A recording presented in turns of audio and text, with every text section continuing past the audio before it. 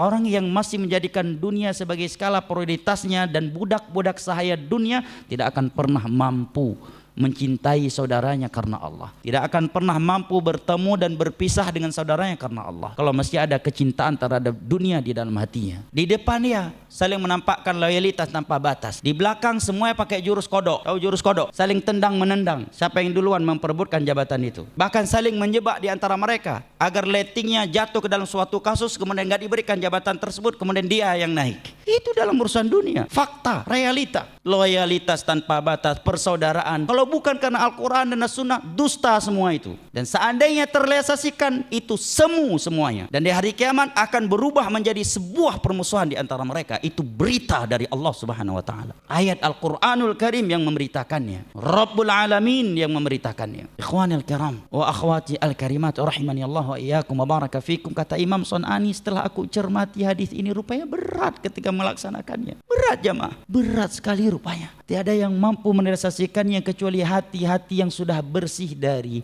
kecintaan terhadap dunia, hati yang bersih dari dengki, dari sifat sombong, ujub. Gak mudah. Antum duduk di majelis yang seperti ini gak mudah jamaah. Mungkin di luar anda punya anak buah ribuan orang. Antum seorang konglomerat. Duduk di majelis ilmu agama. Di samping antum tukang becak. Yang satu lagi pengumpul kayu bakar. Yang satu lagi pengumpul barang bekas. Duduk di samping antum. Mau belajar iqra, ustadznya cuma satu orang. Antum belajar iqra, anda jenderal. Di situ ada tantama. Duduk sama-sama meletakkan bahunya. Belajar, tawadhu. Gak mudah itu. Benar-benar anugerah dari Allah. Bayangkan di masa para sahabat Nabi. Sahabat Nabi ada yang kaya, ada yang miskin, ada yang budak sayap. Bayangkan Abu Bakar seorang konglomerat dan tokoh Arab. Sebelum beliau menjadi muslim sudah ditokohkan oleh bangsa Arab. Tapi ketika hadir di majelis ilmu agama harus bersentuhan badannya dengan Bilal ibn Abi Rabah. Seorang budak sahaya dari Ethiopia yang hitam pekat, lemah fisiknya, dan beliau yang memerdekakannya. Bahu beliau harus bersentuhan dengan Suhaib bin Sinan, budak sahaya yang pernah beliau merdekakan. Gak mudah itu. Anda seorang konglomerat, pejabat, jenderal datang ke majelis ilmu agama, gak ada yang nyambut. Gak ada yang mengatakan ahlan wa sahlan wa marhaban, silahkan duduk. Gak ada. Apalagi kalau orang gak tahu Anda. Bahkan ketika orang memberi pertanyaan malah Anda diperintah, dipukul pundak Anda.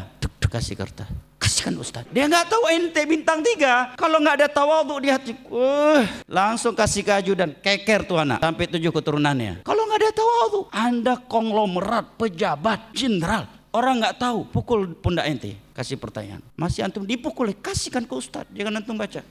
Antum pejabat, anak menteri, jenderal misalkan. Kalau hati ini nggak bersih, nggak bakal balik lagi ke majelis ilmu agama. Kalau hatinya nggak bersih.